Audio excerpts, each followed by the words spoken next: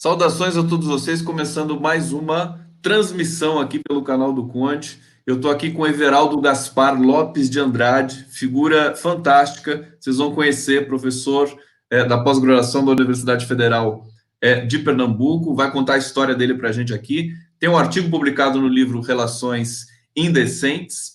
É uma satisfação muito grande recebê-lo aqui no canal, querido Everaldo Gaspar. Seja muito bem-vindo. Vamos conversar sobre Lava Jato, vamos conversar sobre o judiciário brasileiro, sobre questões e sobre arte também, porque eu tive a grata surpresa de saber que você também é músico, assim como eu, e vamos conversar um pouquinho sobre tudo isso. Tudo bem? Seja muito bem-vindo, Gaspar. Obrigado, Gustavo. A satisfação é minha, enorme, viu? De dialogar com você. Um privilégio. Muito bom. Privilégio é meu, privilégio é nosso aqui da comunidade. O pessoal já está chegando aqui para a transmissão. Vamos falar um pouquinho da sua formação. Você é formado, é doutor em Direito pela Universidade de Deus, na Espanha, em Bilbao. Confere, é isso mesmo, Veraldo Gaspar? Confere no belíssimo Doutor País Basco. no País Basco. E aí eu quero É, estar te perguntando, o País Basco é uma singularidade ali na Europa, né? Tem uma língua que é, ninguém sabe muito é. bem. Fala um Euskera, pouquinho dessa tua. Pode Euskera. falar. Não é? Eu fui já velho, né? Já maduro, fazer meu doutorado, não é? Então, porque a minha formação é direito do trabalho. Então, eu estava verificando que há 100 anos o direito do trabalho contava a mesma história. Então, eu fui embora para estudar, sair de dentro do direito do trabalho e formular gnoseologicamente novos fundamentos para este direito, né? Que é um direito que lida com o trabalho humano vendido, comprado, separado da vida. Isso sempre me deixou assim atônito, porque o direito do trabalho cuidava apenas daquele trabalho compra e venda. E isso foi um esforço enorme, e eu já tinha escrito vários manuais de direito, então a partir daí houve um corte, né, na minha produção acadêmica, se transformou em livro. O livro chama-se Direito, Trabalho e Pós-Modernidade, Fundamentos para uma Teoria Geral. Esse livro está esgotado. Depois eu achei que deveria escrever um outro livro sobre os princípios do direito do trabalho. Então, escrevi os princípios do direito do trabalho, fundamentos teórico-filosóficos.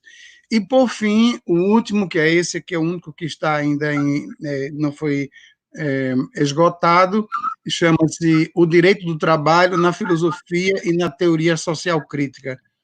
E tem um subtítulo, Os Sentidos do Trabalho na Cultura e no Poder das Organizações. Essa trilogia é a última coisa que eu fiz, e agora concluí uma teoria geral, uma teoria do conhecimento jurídico, num padrão analítico diferente. Eu acho que daqui para o fim do ano ele deve sair. Ou seja, você trabalha muito, né, Everaldo? É muito. Além das revistas, né? Você tem que publicar muita revista, capítulos de livros. Tá? Por isso que a música, eu fiz meu segundo disco. E isso quando de 2008 para cá, já tenho projetos, eu, Rio do Hora, Zeca Fofinho, para a gente fazer um outro disco, terceiro disco, já começamos a compor, etc., mas a vida acadêmica me puxa para o outro lado. Fantástico. Eu tenho falado muito sobre arte, sobre cultura, também com juristas, também com jornalistas, porque todo mundo vai percebendo que a arte e a cultura são absolutamente, são a base para você ter uma sociedade que funcione minimamente. Haja vista, Everaldo, essa perseguição à cultura, à arte de setores autoritários, né? Eu quero dizer Pois para o é. público que está acompanhando a gente aqui que o nosso querido Everaldo Gaspar Lopes de Andrade, ele vai, no final, a gente vai apresentar um vídeo dele aqui tocando. Ele é um tocador de gaita, um gaitista, compositor, e tem ligação com o Mangue Beat, vai contar histórias fantásticas para vocês aqui, e vale a pena esperar. Eu vou deixar para o final, para a gente terminar num grande finale, assim, o nosso papo, e fazer o papo primeiro também sobre arte, sobre direito e tudo mais. Eu queria te perguntar essa questão do trabalho, quer dizer, você o direito que você pratica foi historicamente voltado para o trabalho. A gente vê os precarizados hoje, tem se falado muito nisso, quer dizer, isso é justamente uma brecha do mundo das leis, do direito, enfim, das questões trabalhistas, que permitem que hoje nós tenhamos toda uma legião de trabalhadores quase que numa relação de escravos, quer dizer, extremamente precarizados, e os entregadores de aplicativo, por exemplo. Queria que você comentasse um pouco sobre essa situação e como a justiça do trabalho, enfim, e esse pensamento mais filosófico com relação ao trabalho na sociedade pode colaborar com isso para a gente superar esse processo tão insidioso, tão subreptício, tão ruim para a nossa sociedade. Passo para você, querido Everaldo. Gustavo, veja, vamos contextualizar essa coisa de forma conveniente. O direito que nós estudamos, porque estão banalizando muito no ensino jurídico, né? Eu digo no meu último livro, se o direito não é ciência e não precisa de filosofia, para que faculdade? O problema da Lava Jato é a questão da hermenêutica, a gente vai falar sobre isso. Mas o que eu quero lhes dizer é o seguinte, é que o direito moderno, o direito dogmaticamente organizado, ele não é um fenômeno transhistórico. Ele é histórico, ele é datado. Então, o direito moderno, ele surge com a ascensão da burguesia, quando ela destrona o absolutismo monárquico, tira do poder o clero da nobreza e cria o Estado moderno. Isso é uma revolução extraordinária. Eu digo sempre assim, todo mundo deveria ler, ideologia à parte, ler o Manifesto Comunista, porque como aquelas duas figuras puderam retratar essa revolução, essa ruptura de valores, de cultura. Quer dizer, a Revolução Industrial não é uma revolução qualquer, ela mexe com a subjetividade, o cotidiano, a estética, a linguagem, com tudo. Então, quando Marx e Engels dizem assim, a burguesia realizou maravilhas maiores do que as pirâmides do Egito, as catedrais góticas e os aquedutos romanos.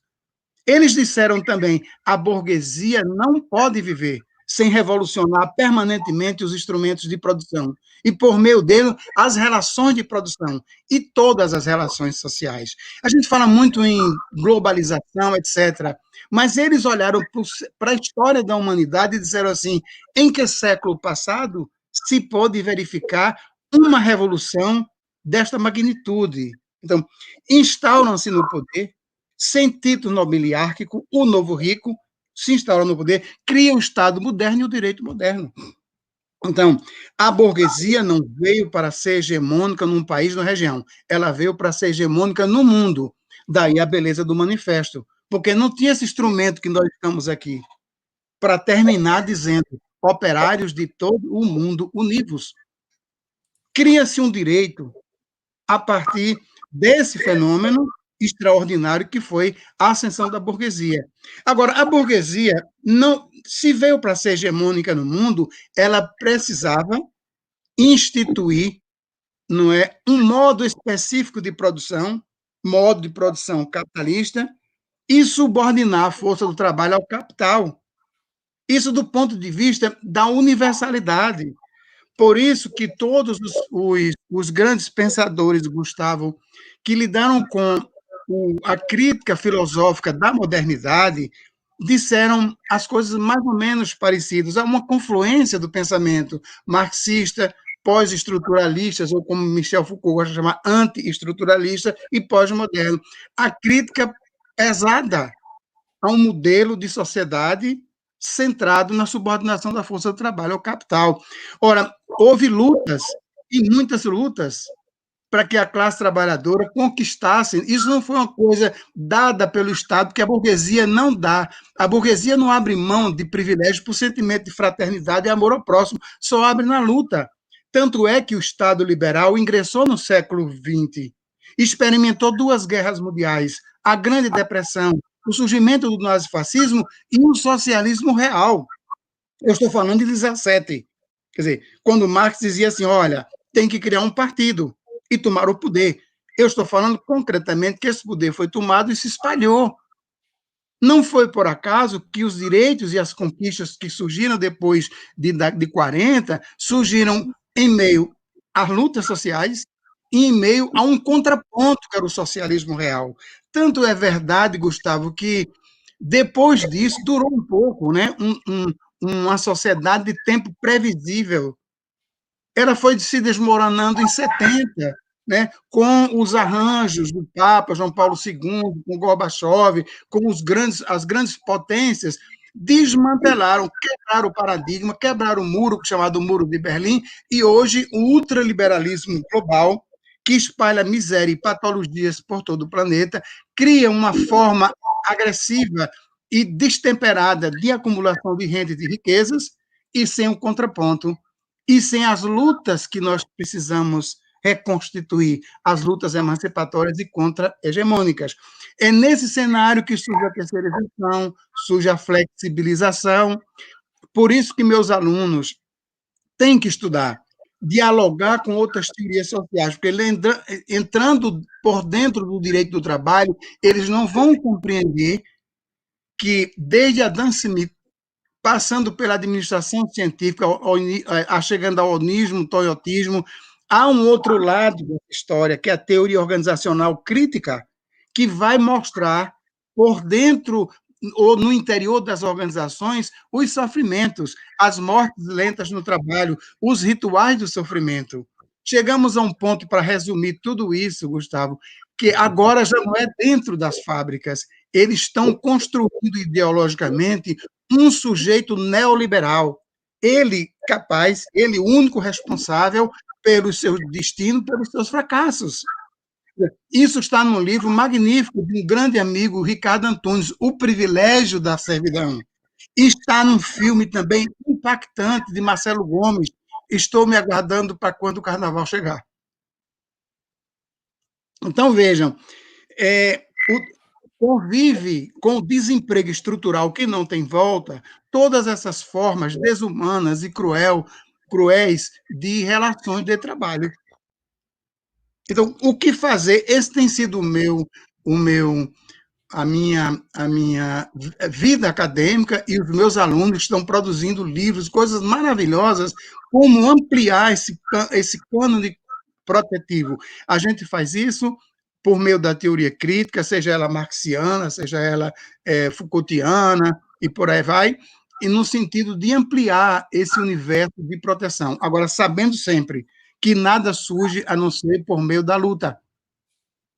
Fantástico. Deixa eu só fazer aqui, eu vou rapidamente fazer aqui uma pequena intervenção para trazer os comentários do nosso público e dizer que, olha só, a gente vai ter uma aula aqui de direito, uma aula de filosofia muito especial, professor Everaldo Gaspar aqui com a gente. Deixa eu colocar aqui alguns comentários. Olha, José Paulo do Bonfim, parabéns, professor, parabéns. Deixa eu pegar aqui mais comentários, agradecer a presença de todos vocês, pedir inscrições para o canal. Adriana Coppi dizendo boa tarde, Conde e amigos. Felipe Machado dizendo, meu amigo, professor informal, eterno mentor, graças a você tenho os marxismos na minha alma. Felipe Machado deve ser um conhecido teu aqui, querido Everaldo? Olha só, Arturo Anabola, grande, ótima fala. E aqui o Felipe está dizendo, eita que orgulho, meu sogro e Gustavo Conde. Então você é sogro do Felipe Machado? Sou sogro dele. Ele é casado com a minha filha, chamada Clarice. Que maravilha, que felicidade. Obrigado, Felipe. Que bom que você está junto com a gente aqui. Felipe Eduardo, nosso país está lamentável por causa desse governo executivo.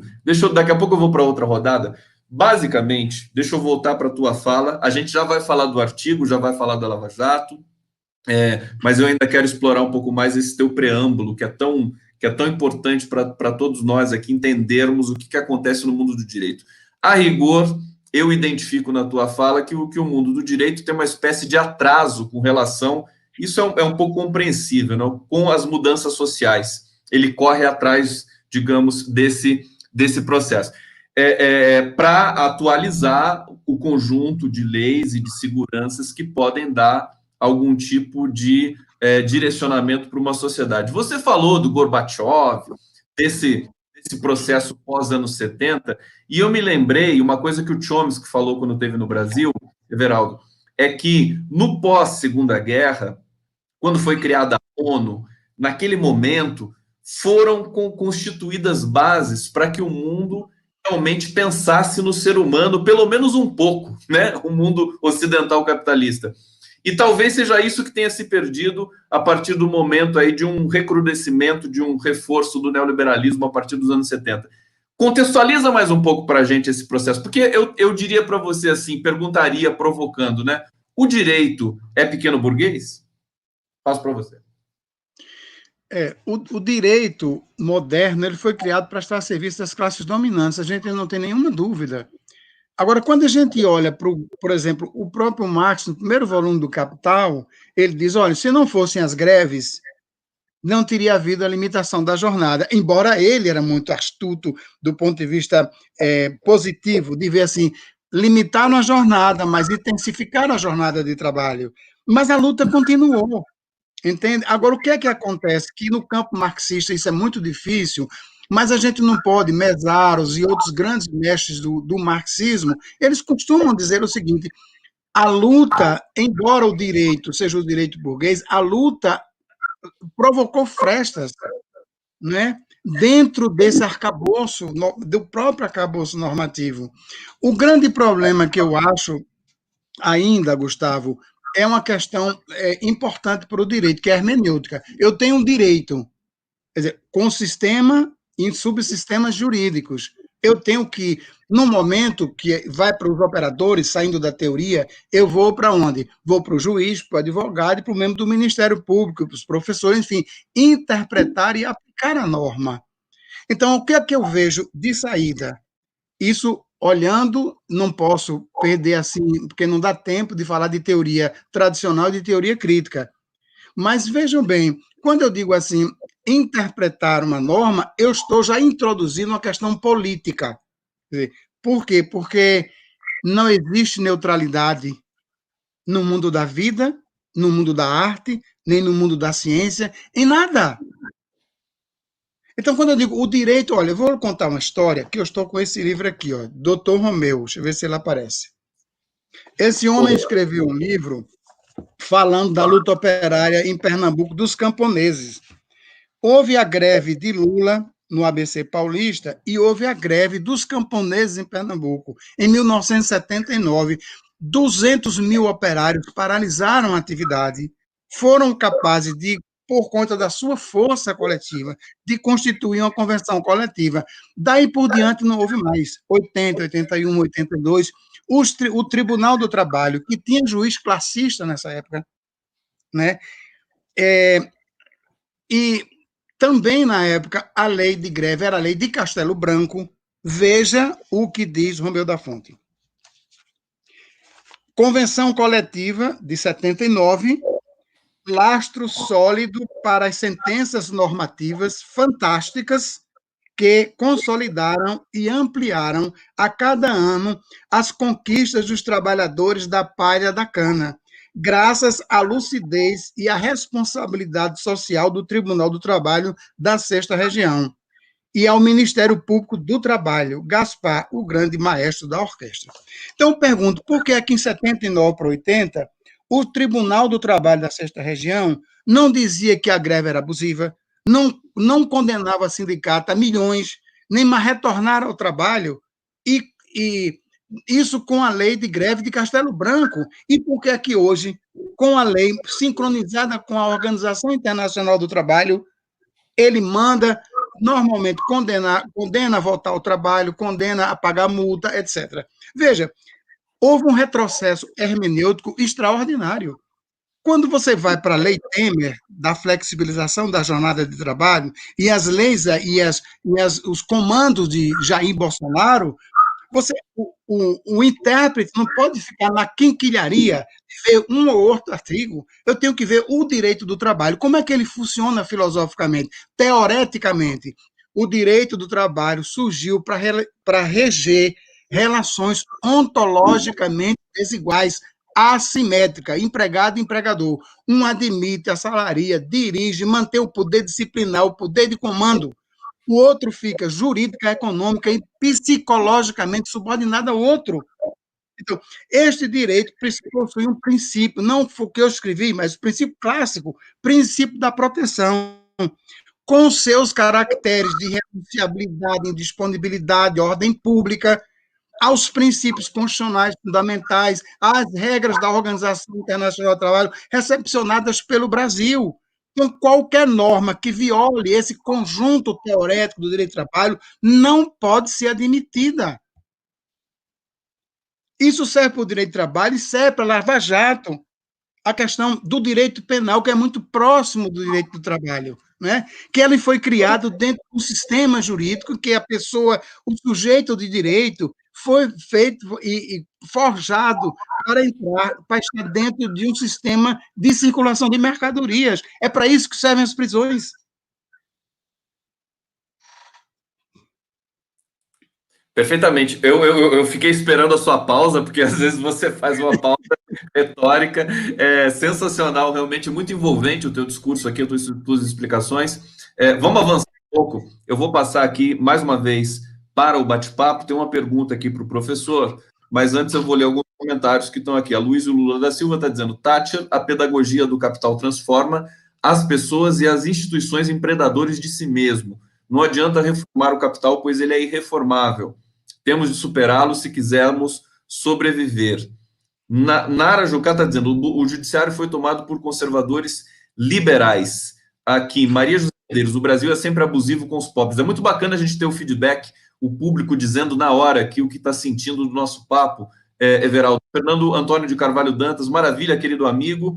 A Cirlei elogiando aqui as lives. Cirlei Souza Leixo: boa tarde, suas lives são riquíssimas. Vejo e revejo. Obrigado, Cirlei. E deixa eu ver aqui, Heloísa Almeida: professor Gaspar muda a vida dos seus alunos, abrindo-lhes os olhos para muitas questões. Tinha uma pergunta aqui, a da Tânia Megda: o que o professor Everaldo acha da extinção do Ministério do Trabalho pelo desgoverno e incorporado em outras pastas? Rapidamente, professor, para responder essa questão da nossa internauta aqui. O que você acha? Está dentro do conjunto do desmonte, né? De um desgoverno, né, que não tem compromisso com a cultura, com a arte, com a economia, com o gênero humano. É isso. Pois é, nessa sequência. E aí, falando dessa questão do mundo do trabalho, você disse que o direito do trabalho é parecido com o direito penal. Queria que você explicasse um pouco mais, com vistas a essa questão da Lava Jato. O Brasil é conhecido, professor, por ter grandes intelectuais, né, pensadores que pensaram em todas as áreas. Tivemos aí 100 anos de Celso Furtado anteontem, quer dizer, foi um grande pensador nas bases econômicas do país, da Constituição do povo brasileiro, das questões da produção, também com uma pegada marxista. E nós temos muita gente. Então, o direito é composto. Conversei aqui com o Zé Geraldo de Souza Júnior, um dos grandes juristas brasileiros, também colega teu aqui nesse livro, do Relações Indecentes. O que se perdeu? A Constituição de 88 foi elogiada pelo José Geraldo de Souza Júnior, justamente porque ela quebrou uma espécie de acordão que estava sendo feito naquele momento. Mas, digamos, a consolidação na prática dessa Constituição, até um dado momento, quer dizer, não foi realizada. O que acontece com o Brasil? Pela singularidade do Brasil, ser um país tão heterogêneo, complexo, como o Franklin Martins disse numa entrevista que eu fiz com ele ontem também, que está no livro também, Relações Indecentes. O Brasil é complexo demais, isso é uma das suas riquezas, mas tem o corolário de você não ter esse pensamento rigoroso, filosófico, transposto para a atuação prática do direito, haja vista a monstruosidade que foi a Lava Jato. Passo para o senhor. Olha, em primeiro lugar, essa coisa da hermenêutica, a gente temos que refletir da seguinte forma. Voltando, houve um retrocesso hermenêutico sem precedentes na história do Brasil. Mas esse retrocesso não se dá por acaso, Gustavo. Se dá pela desarrumação da sociedade e das lutas coletivas. Porque o direito funciona. Quando eu digo assim, porque os camponeses fizeram uma greve, e naquela época sempre havia muito movimento, etc., e a interpretação era diferente de hoje, né? Então, houve um esfacelamento e agora, sempre que me perguntam isso, eu não quero entrar no machismo. Por exemplo, nós estamos em busca de lutas coletivas, mas aí diz, não, eu acho que é assim, eu acho que é assado. Não. Para refletir sobre esse tema, a gente tem que estudar e aprofundar as teorias dos movimentos sociais. Umas são mais assim fechadas no estatismo ainda, ou a visão pós-moderna que tudo é líquido, que tudo é fragmentado. A minha visão mais marxista reúne o seguinte: a modernidade é esta que surgiu há 200 anos, né, que estabelece uma relação e um modo de produção capitalista que subordina a força do trabalho ao capital, e eu não posso perder esse discurso, porque se eu perder esse discurso, eu estou perdido também. Então, todas as manifestações dos sem-teto, dos sem-terra, dos desvalidos, dos explorados, né, da legião LGBT explorada, discriminada, assassinada. Então, eu tenho que ter um elo que possa juntar todos esses movimentos sociais. Agora, em relação ao direito e à Lava Jato, vejam bem, quando eu disse aqui a vocês que não existe neutralidade, nem no mundo da vida, nem na ciência, por exemplo, na ciência do direito, é impactante saber, por isso que meu título é ou desconhecimento, ignorância, ou outra coisa que é preciso que essas pessoas expliquem. Porque vejam bem, como é que eu vou dizer para um cidadão comum que ele está em casa, nunca foi citado para nada, de repente chega a Polícia Federal, um aparato com televisão, etc., arrasta esse cidadão para testemunhar, para depor em algo que ele não foi chamado. E quem era essa pessoa? Um presidente, 2 vezes presidente da República, doutor honoris causa de várias universidades do mundo, recebido com altivez, com dignidade, ideologia à parte, por Bush, por Barack Obama, pela a rainha da Inglaterra, por líderes do mundo inteiro. O sujeito é arrastado desse jeito. Quer dizer, isso é correto do ponto de vista jurídico, porque isso não é direito. O direito não seria interpretado jamais. Não há hermenêutica que justifique isso, uma barbaridade dessas. Quer dizer, o sujeito está de férias lá em Portugal, o relator do processo está de desembargador, ele autoriza que o presidente Lula vá para a televisão. Então, só tinha uma regra jurídica capaz de evitar o recurso para a turma, que se daria na outra semana. O presidente do tribunal vai, junto ao delegado da Polícia Federal, e impedem. Então, vejam bem, a gente está vivendo também essa história da Lava Jato, nesses termos, desvirtua, não é? Desmoraliza. Houve uma desmoralização do direito enquanto ciência, enquanto praxis, enquanto questão hermenêutica. Isso é uma coisa séria, né? Isso é uma coisa, Gustavo, eu não sei se acontece em outros países, não. Realmente, o Brasil virou, as pessoas dizem assim, inclusive com a terminologia estrangeira, o Brasil virou um case, né? É o lawfare praticado aqui contra o Lula, basicamente, acho que é o grande caso de lawfare a ser estudado no mundo todo, passou a ser do presidente Lula. E a questão também do gaslighting contra Dilma Rousseff, quer dizer, misoginia, machismo, essa propensão também dos nossos setores midiáticos, né? Talvez a gente possa falar rapidamente sobre isso, mas eu queria, pegando aqui no embalo do teu discurso, que é muito envolvente, o Xixo, sabe, o Wilson Ramos Filho me mandou uma mensagem. Meu querido amigo, tivemos um debate, um tempo desse, tivemos um debate aqui na Associação dos Magistrados, aqui em Recife.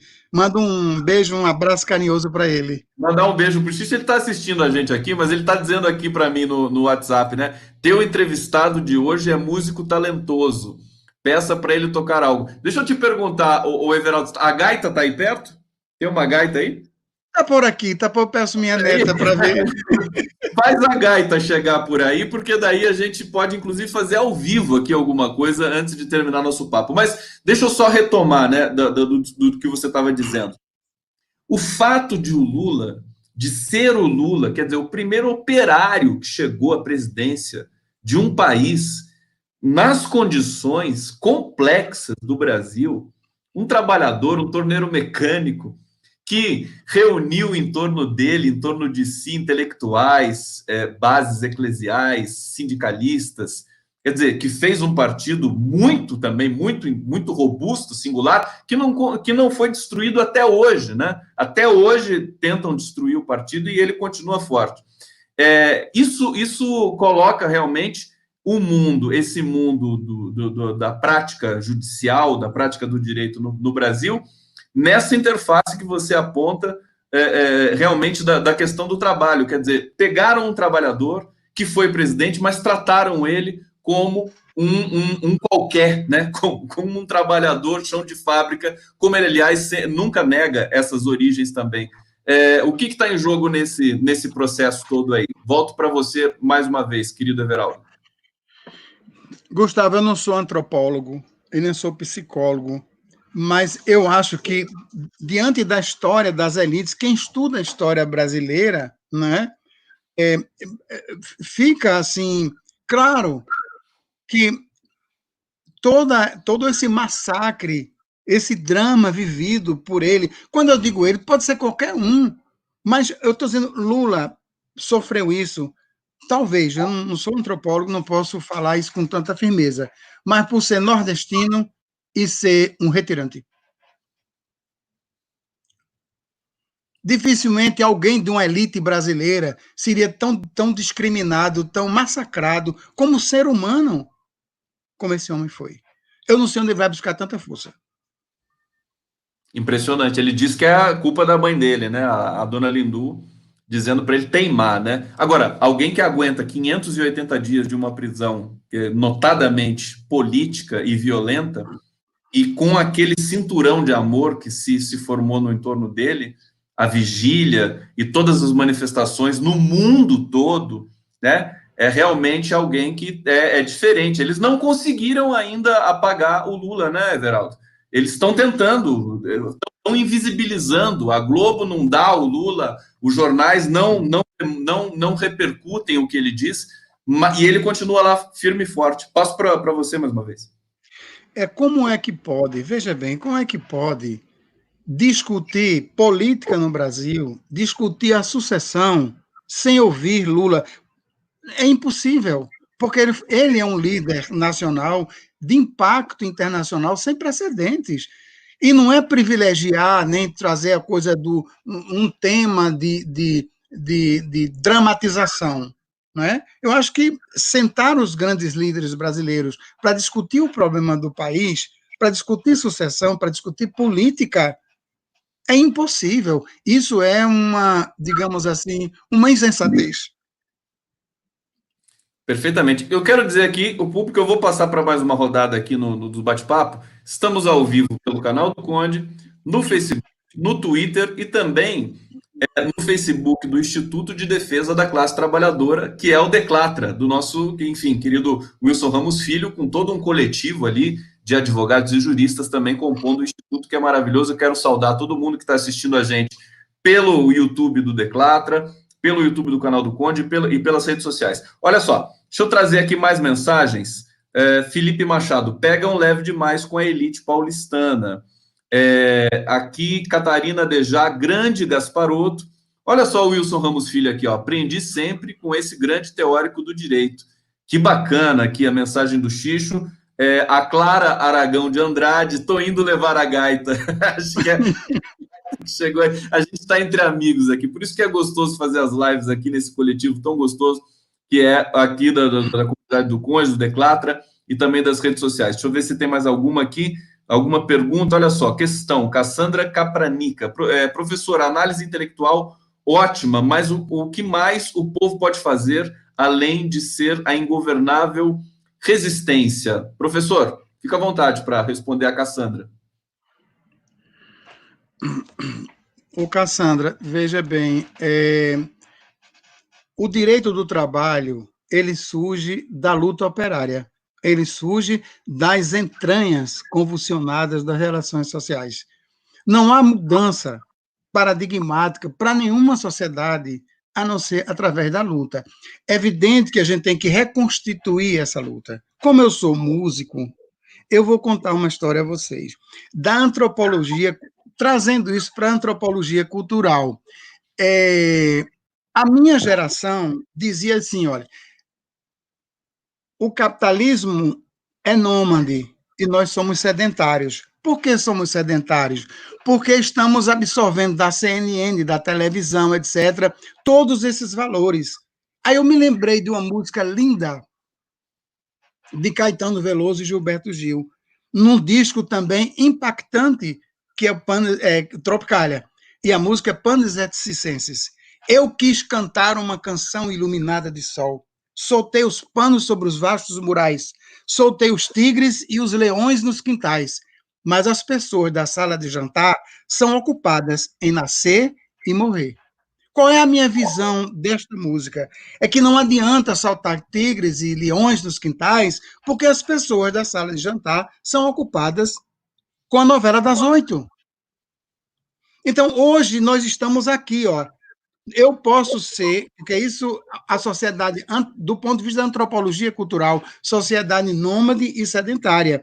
Hoje eu posso ser sentado na minha cadeira, aqui na minha biblioteca, eu estou sendo nômade e sedentário ao mesmo tempo. Eu posso rearticular toda essa luta por meio também das tecnologias da informação e da comunicação. Então, ajuntar todas as forças coletivas para que nós possamos mudar o panorama do mundo.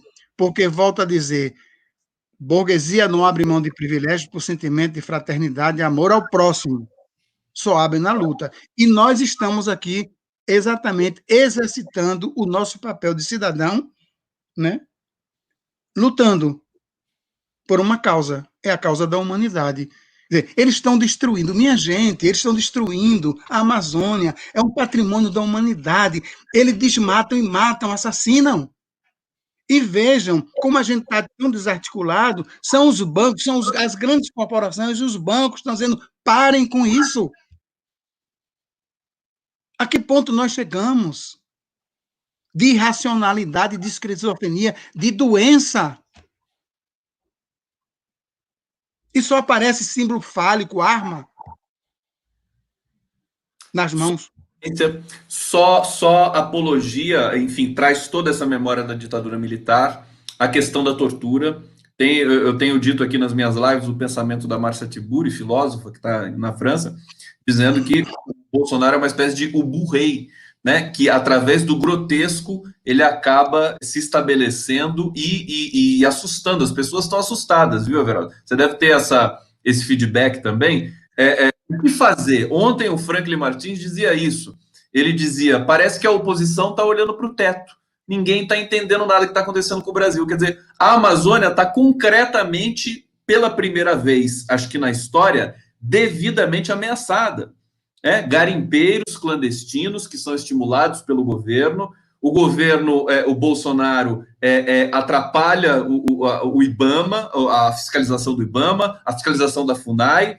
Nós estamos tendo genocídio, a palavra genocídio trepida em todo lugar. Ontem o Barroso disse a palavra genocídio numa live com o jornal o Globo, e as pessoas ficam até falando, nossa, mas ele falou genocídio também, o Gilmar Mendes falou genocídio, mas é genocídio, não é genocídio? Eu passo essa questão também, que faz parte, acho que, do protocolo hermenêutico, para o professor. Quer dizer, estamos num processo de genocídio aqui no Brasil? Estamos sim.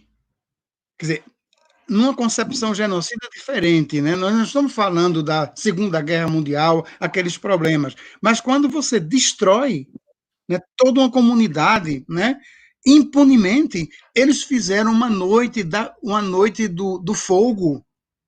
Isso é de uma crueldade. Eu fico olhando, porque eu sou do mato, eu nasci em Quebrangula, Alagoas, né?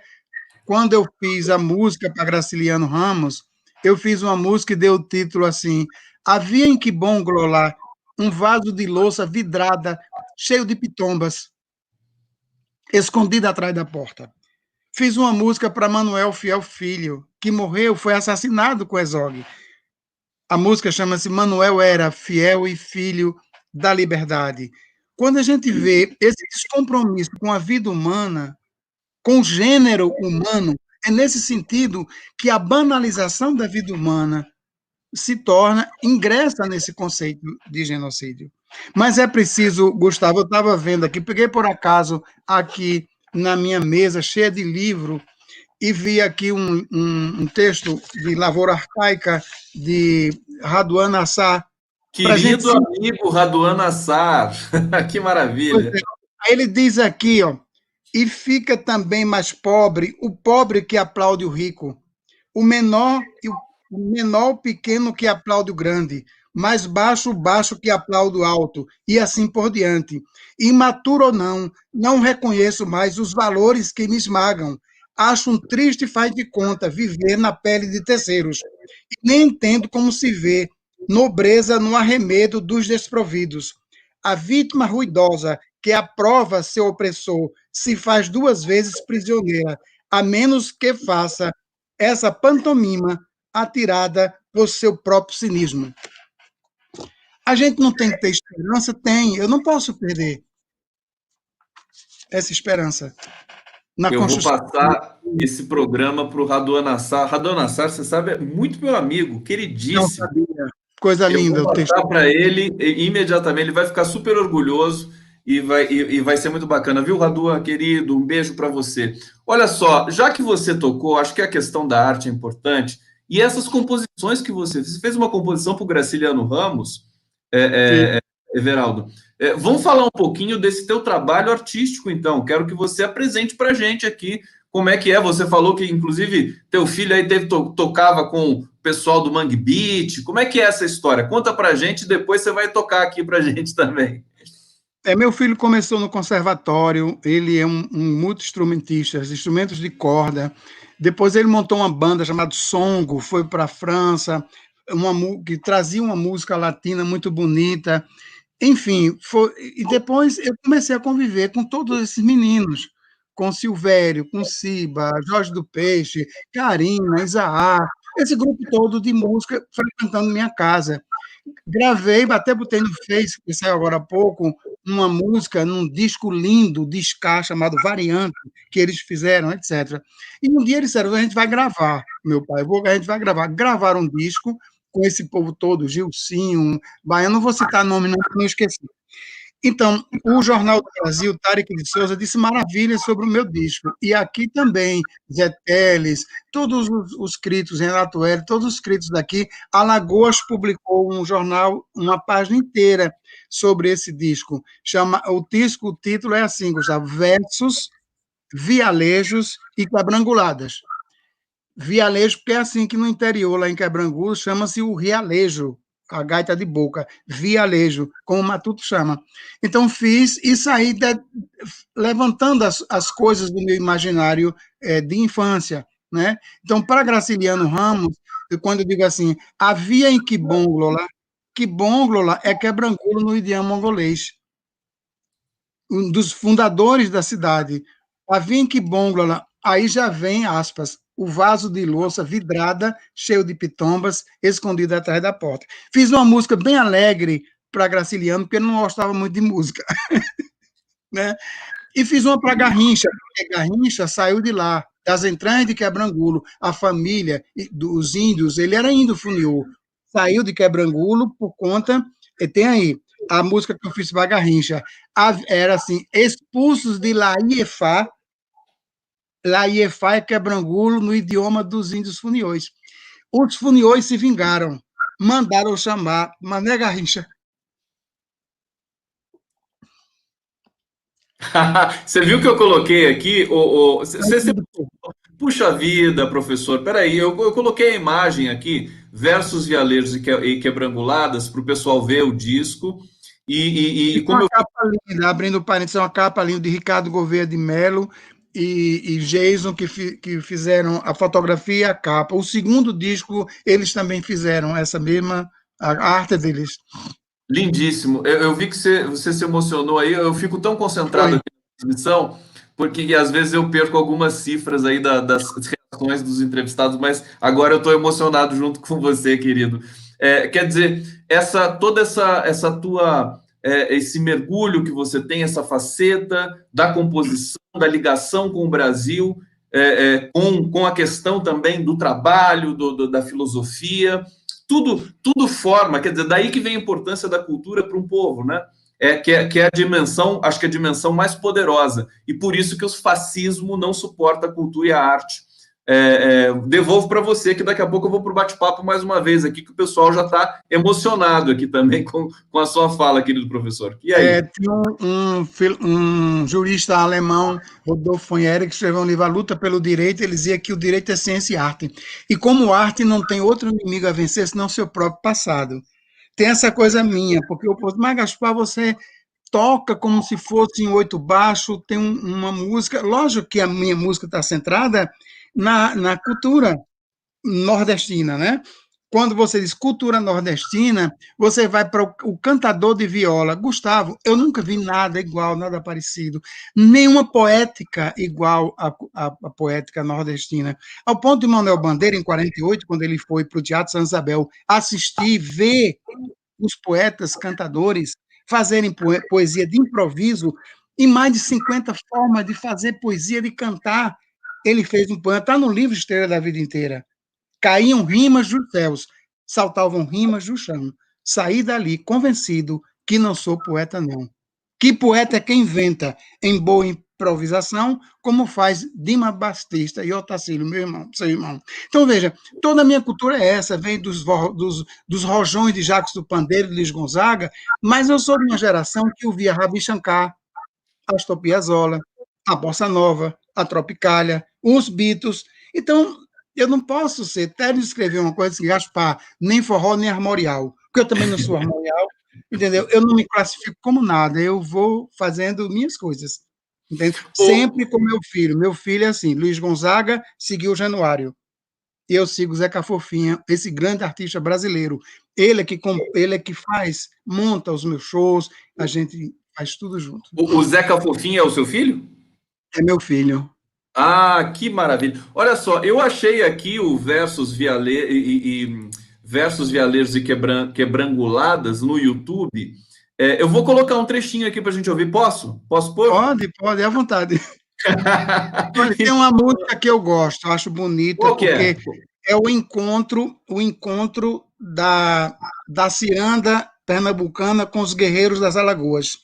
Então vou colocar. Aí você vai ver o encontro de Ciba na rabeca com Bactéria na guitarra, uma coisa que ficou uma harmonia muito bonita, eu acho. Emocionante. Vamos colocar aqui, eu vou compartilhar. Só um segundo. O encontro da ciranda pernambucana com o guerreiro das Alagoas. Deixa eu aumentar a tela aqui.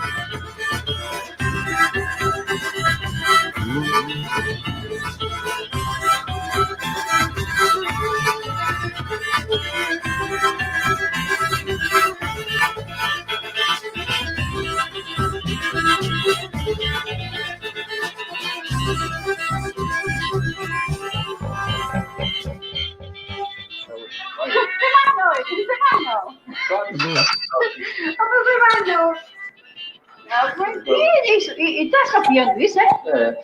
Gente, que coisa espetacular. Deixa eu colocar aqui. Fantástico, o pessoal ficou emocionado. E assim, ao mesmo tempo que é muito popular, tem todo é conceitual também. Fala um pouquinho desse tema para gente, meu querido Everaldo. Vamos lá. Assim, se eu fosse, eu não quero envelhecer, entendeu, Gustavo? Eu sou de uma geração que foi experimentando as coisas, né? A arte, eu fiz teatro. Na década de 70, a gente fez aqui o primeiro parto da música livre do Nordeste, juntando todos os malucos no Teatro Santa Isabel, terminava com Luiz Gonzaga, quer dizer, vendo essa profusão de ritmos, de tudo, sem preconceito. Morreu o Sérgio Ricardo, a gente fez um trabalho com o Sérgio Ricardo aqui, fez com o Grupo Opinião João do Vale, e ao mesmo tempo com o grupo que fazia rock. Então eu não quero perder esse elo com a juventude. Eu acho que a grandeza desse disco está exatamente em eu não querer padronizar as canções como eu fazia, entende? Essa riqueza veio por meio desses grandes músicos pernambucanos que foram capazes de atribuir uma estética tão linda, que não é um ajuntamento, existe uma harmonia enorme, não é, entre a percussão fina e a percussão nordestina, a guitarra com a rabeca, não é? Entende? Tudo isso foi da cabeça de duas pessoas muito importantes, Berna Vieira, que foi o mago do estúdio, que é tudo amigo meu de adolescência, amigo que viviam na minha casa e de adolescência continuam meus amigos, e Zeca Fofinho, que foi capaz de trazer esse povo todo. Olha só Nesse disco tem uma música que Karina Bull canta, que tem uma música minha por dentro, que Fernando Catatal toca, ó, dois grandes guitarristas, Fernando Catatal e Bactéria, que toca com Otton. Você imagina que privilégio para mim aprender com essa meninada, Gilcinho, Rafael B, Hugo Gila, a meninada que está fazendo a música. Deixa eu te perguntar aqui, você tem tocado com eles nesse momento? Tem se apresentado? Como é que tá? Agora não, porque agora é pandemia, né? Mas você estava se apresentando? Não, como eu lhe disse, em 2000, eu resisti muito a entrar no programa de pós-graduação em Direito, porque eu sabia que eu ia perder minha liberdade. Porque isso aqui é um laboratório, eles vêm estudar aqui. Então, quando eu entrei, foi em 2005, quando eu lancei Versos Vialejos e Quebranguladas. 2008, eu lancei o outro, Para Ouvir, Curtir e Assuntar os Cânticos Silenciosos da Lua Cheia. Olha que maravilha, eu tô ficando, daqui a pouco eu vou ficar emocionado aqui. Você vai ter de fazer a live sozinho aí, hein? Não vou conseguir. Escute, mas professor Everaldo, Agora, assim, se o pessoal quiser comprar esse disco, como é que faz para adquirir esse trabalho? Tá no Spotify? Não sei, Você não não tenho sabe? ideia. Vamos procurar, Talvez, então. fala com Zeca Fofinho, meu filho tem já Zeca a Fofinho. página dele na internet, é Zé separado, K Fofinho.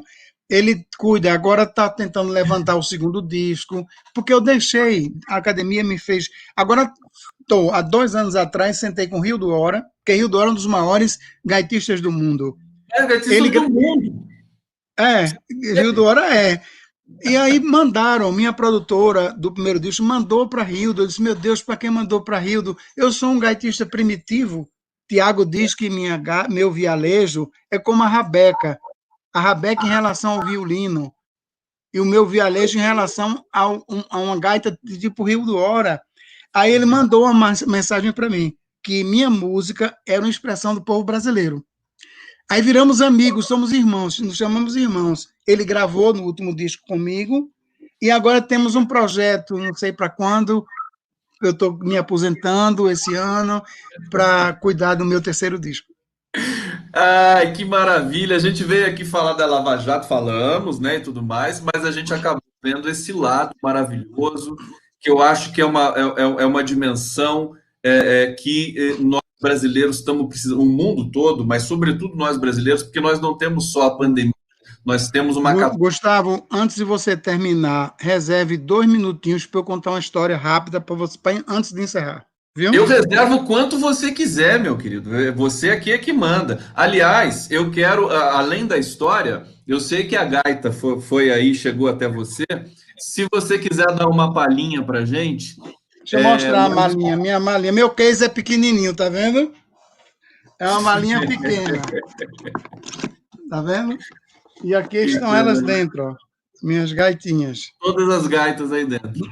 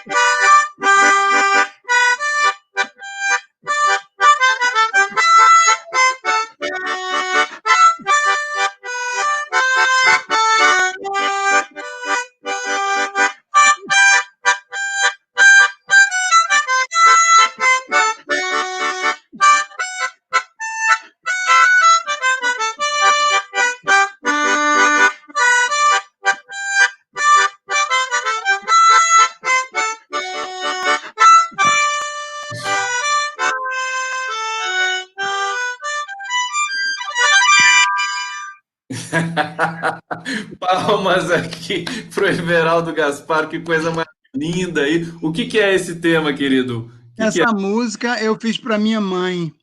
Eu sou ateu, mas ela é muito religiosa. Então o nome da música é Os Olhinhos de Lalila Contemplando o Autor da Natureza.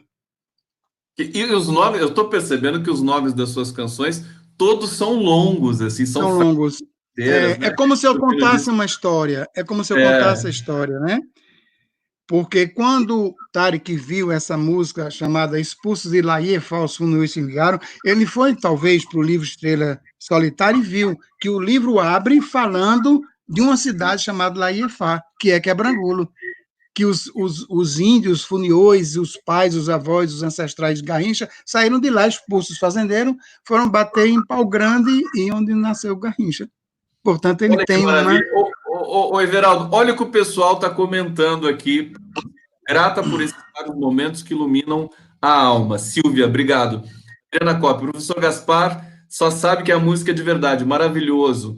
Naná Mendanha, você transcende corretamente a cada dia, cresce mais, dá o tom certinho da intelectualidade e a poesia da vida. Grande Conde aqui, sobrando elogio até para mim, tá vendo? Foi uma delícia, nos remete aos rincões da alma. Glaucio Belchior, lindo, que bacana, Nádia Prado, timbre bom, afinadíssimo, pegada, parabéns, Ana Simpson, olha só, tudo os comentários aqui, emocionado, e inclusive eu que também estou emocionado aqui. Agora, Everaldo, a história, quer dizer, vamos para os causos, vamos para mais história aí que você conta para a gente com relação à canção, com relação a essa arte maravilhosa que você produz aí. Veja, eu queria, sim, da poesia, estava falando da poesia nordestina, isso, porque dizem que é uma coisa vulgar, ou que é a poesia popular, eu não sei, porque aos descendentes dos faraós da poesia que nasceram em São José do Egito e os descendentes. Um dia, um desses descendentes foi bater lá na Paraíba, na casa de um intelectual paraibano, e ele quis testar a veia poética, porque são mais de 50 formas de cantar. Ele pode escolher uma forma e dar um tema, ou não dizer nada, ou dar um mote. O mote é outra expressão que ele tem que rimar em cima desse mote. Então, esse intelectual fez, no bom sentido, uma maldade para saber se esse poeta era bom. Então, deu um mote em cestilha. O mote era o seguinte: fragílimas danças de leves flocos de espumas. Jó Patriota, o descendente desses grandes faraós da poesia de São José do Egito, começou o poema de improviso dizendo o seguinte: na madrugada esquisita, o pescador se aproveita, vendo o mar como se enfeita, vendo a praia como se agita. Ora calma, ora se irrita, como panteras ou pumas. Depois se desfaz em brumas, por entre as duras quebranças, fragílimas danças de leves flocos de espumas. De onde vem essa força, quem sabe, né? Porque João Paraibano estava cantando em Arco Verde e deram um mote, o Genesi Vasconcelos, porque tem um júri. O júri abre o envelope na hora para eles rimarem. Ele não sabe que estilo, eles não sabem nada. E o locutor divulga o mote, ou tema, e o gênero, se vai ser martelo agalopado, morão trocado, mais de 50. E eles estão lá em pé, aguardando. Ele escolheu um mote, abre o envelope, vê que coisa linda, Gustavo. Do mote. Cada pedra que calça esta cidade tem um rastro que eu fiz quando criança. Cada pedra que calça esta cidade tem um rastro que eu fiz quando criança. O poeta fez a poesia para a cidade dele. Tirou a última estrofe, botou para o camarada fazer de improviso. João Paraibano começou assim: ainda lembro da tira da chupeta, dos meus manos e mãe me dando abraços, carretel que eu partia em 2 pedaços quando ia brincar de carrapeta. Pés descalços, calça curta, camiseta, eu brincava pisando na ervança. Olhos verdes, rosto claro, fala mansa, parecendo Jesus na pouca idade. Cada pedra que calça esta cidade tem um rastro que eu fiz quando criança. Decassílabo, meu filho. É poesia dos românticos parnasianos, eles fazem de improviso. Diga aí. Não, é impressionante. É impressionante. Eu estou pensando aqui no seguinte: a cultura do Nordeste, toda ela subestimada em alguns momentos aqui também por essa elite. Eu estou aqui num lugar ingrato. Você sabe que eu sou nordestino autoproclamado, né? Me autoproclamei nordestino e pedi cidadania, porque a coisa aqui nesse eixo Rio-São Paulo é um pouco difícil. Haja vista também o exemplo que o Nordeste dá para o Brasil inteiro nas eleições, como, por exemplo, nessas últimas eleições. Para mim, o Nordeste representa a reserva não só moral, reserva democrática, quer dizer, um povo que tem uma identidade tão forte, que representa o Brasil melhor do que... Eu não quero fazer essa questão da regionalidade, dessa secessão que acaba sendo implícita, mas eu queria te pedir para a gente, concluindo esse papo maravilhoso, pessoal aqui emocionado, cultura, arte, direito, filosofia, mas para dizer dessa questão antropológica, sociológica do Nordeste, que força é essa? Às vezes eu penso que nem as pessoas, eu entrevistei a queridíssima, agora não vou lembrar, deputada de Mossoró, e ela estava dizendo, daqui a pouco eu vou lembrar o nome dela aqui, são muitas informações da cabeça, que nas festas juninas, em função da pandemia, foram canceladas, e o nordestino fica agoniado com isso, porque a festa junina, a fogueira, vai ficar sem fogueira como? E essa força, quer dizer, do povo nordestino, quando eu penso em Jesus Cristo, nas histórias, quer dizer, na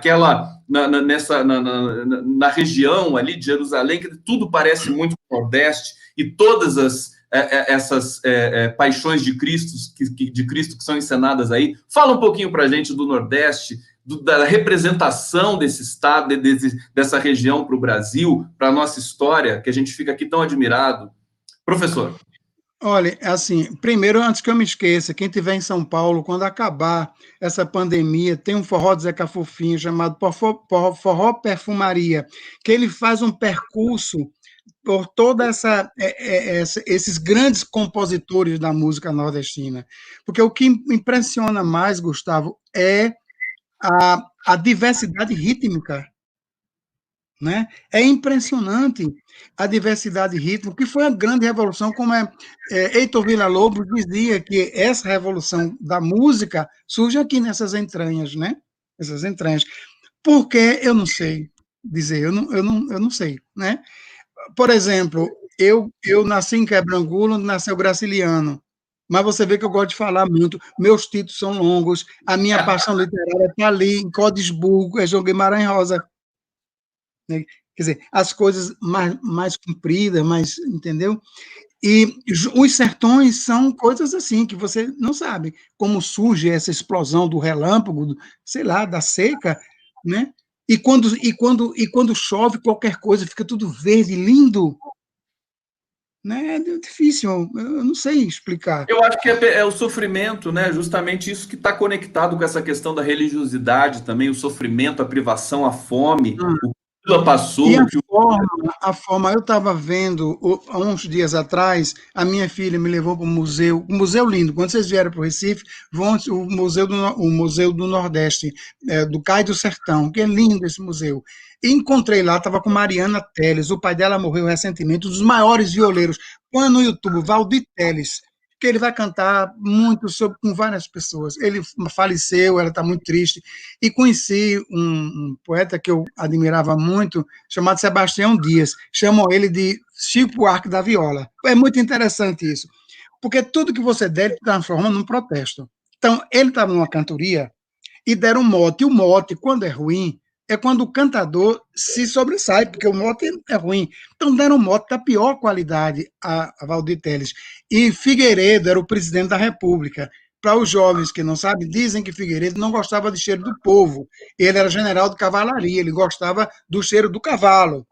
E não sei se isso é piada, mas era o que diziam. Então, cai o mote, o Teatro São Isabel lotado, cai um mote para Sebastião Dias da seguinte forma: a humanidade chora a falta de humanidade. Muito ruim esse mote. Então, ele começou assim, olha: quando todo o pessoal desconhecia o segredo, apareceu Figueiredo montado noutro animal, trajado de general, esbanjando vaidade, rasgando a sociedade nas rosetas da espora, a humanidade chora a falta de humanidade.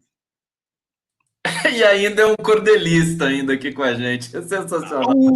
O teatro quase abaixo, porque é incrível, né? É incrível. Montado no outro animal. É uma pejorativa. Ele colocou dois pejorativos. Apareceu Figueiredo montado no outro animal, trajado de general. Trajado de general. E esbanjando a idade, sai por aí. Everaldo, vamos fazer agora, eu vou pedir para você, para a gente encerrar nosso papo, com mais uma música. Você, na gaita, nessa sua caixa, o pessoal elogiou a tua caixa de gaita aqui, que realmente é linda. E cheio de gaita.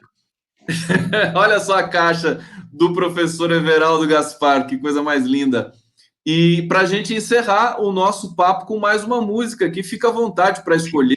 E para contar e para dar o seu recado também, se você quiser falar sobre, enfim, sobre o que você quiser aqui, porque aqui o pessoal ficou apaixonado por você. Eu quero dizer o seguinte: depois que terminar, eu vou pedir para você ver as mensagens que mandaram para você aqui, porque não consigo ler, não consigo mostrar todas, e aí você depois cubra-se de glórias com tanto carinho que você está recebendo aqui do nosso público. E aí? Obrigado, Gustavo. Mas eu queria contar essa historinha que eu disse a você, porque eu sempre conto para com quem não conversou comigo, não dialogou. eu conto muito porque isso fortalece muito a vida e a alma humana. Eu fui para um congresso sobre paz e vi uma palestra de Adolfo Pérez Quivel, o Prêmio Nobel da Paz. Ele falou de duas pessoas brasileiras, de dois brasileiros. Ele falou de Josué de Castro. Aí eu me lembrei da geografia da fome, quando Josué dizia assim: olha, se o país continuar nessa linha ascendente de desigualdade social, nós vamos chegar a um tempo em que teremos apenas duas classes: a classe dos que não comem e a classe dos que não dormem. E depois ele falou de Dom Helder, que veio ao Recife para ver Dom Helder. Foi lá na Igrejinha das Fronteiras encontrar Dom Helder, e Dom Helder ia saindo. Olha aí o problema do direito, que ia ver um julgamento no Tribunal de Justiça, que ia julgar um negócio da ocupação, do direito de propriedade. E ele ia com os sem-tetos para lá. Chegando no tribunal, aí o Adolfo foi também, foram os dois para o tribunal. Chegou lá, foi para cá, para lá, para cá, para lá, não houve julgamento, voltaram para o descampado. Lá uma senhora, olha, vocês só podem acreditar nisso, porque não fui eu quem disse, não. Isso foi Adolfo Pérez Quivel que disse isso. Chegaram no descampado, uma senhora sem teto foi mais distante do descampado e colheu duas flores, uma flor vermelha e uma flor branca. Dirigiu-se ao Prêmio Nobel da Paz com a flor branca e disse: Adolfo, eu lhe ofereço a flor branca porque ela simboliza a paz. Voltou-se para Dom Helder e disse: não, eu lhe ofereço essa flor vermelha porque ela simboliza o amor. Porque não pode haver amor sem paz e paz sem amor. Agora, a gente não pode encontrar a paz e o amor a não ser na luta. Podem voltar para os seus cantos que a gente vai continuar perseguindo a nossa paz e o nosso amor na nossa luta. Veja que coisa linda. Que história mais linda, muito bom, muito, muito bonito. A gente está emocionado aqui porque a luta de tudo que acontece com o Brasil, de tanta maldade que a gente vê acontecer e de tanto ódio que foi propagado nesses últimos anos aí, justamente para proscrever a esquerda, as pessoas que estavam fazendo um governo bonito, democrático, inclusivo, solidário e trazendo com tudo isso ainda mais riqueza material, intelectual para o Brasil. Esse ciclo foi interrompido, mas eu tenho de dizer que nós vamos virar esse jogo, vamos virar com a cultura, com a arte e com esse sentimento que vem da luta e que traz essa paz e esse amor dessa narrativa linda que você nos relatou aqui do Esquivel. Agora, Everaldo, mais uma música para gente terminar, porque assim, a gente ficou aqui encantado com a sua fala. Vou tocar um baiãozinho curto.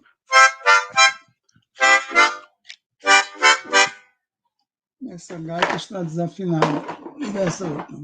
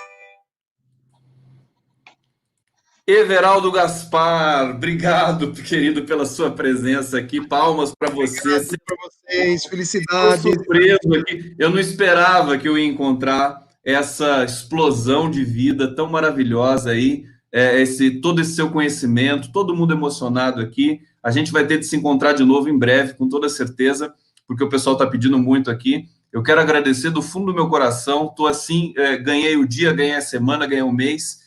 De conhecer uma pessoa tão maravilhosa, generosa, enfim, conectada com a realidade, com a fibra, com a teimosia que a gente tem de ter para superar esse momento aqui que a gente está vivendo, que a gente vai superar sem dúvida nenhuma. Obrigado, Everaldo Gaspar. Obrigado também. Chega perto aqui da tela. Deixa eu dar um beijo em você. Chega aqui mais perto, ó.